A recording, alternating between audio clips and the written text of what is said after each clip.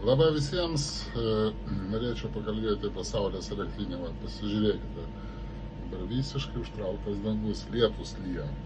Lynoja dabar, ne visiškai taip, kad lyja, bet lynoja.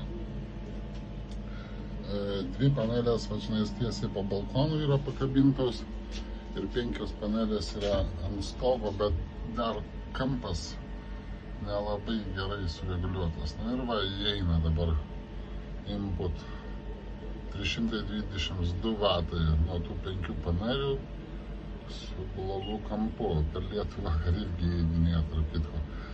2,17 ampero, 2,15 įeina.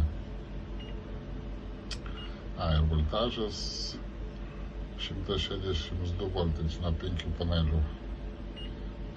Tai va. Ir yra va toks.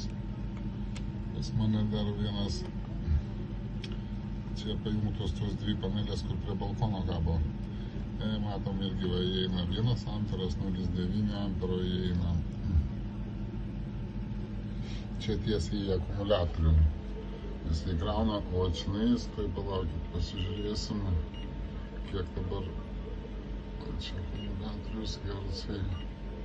54%, 2 kW naudoja namai, ta boileris veikia dabar. Va, tai baterija, iš baterijos ima 2,5 amperus. Iš baterijos ima. Tai čia, kur tos 2 panelės krauna bateriją, tai ima iš baterijos. Parodo baterija 0, baterija įkrauta.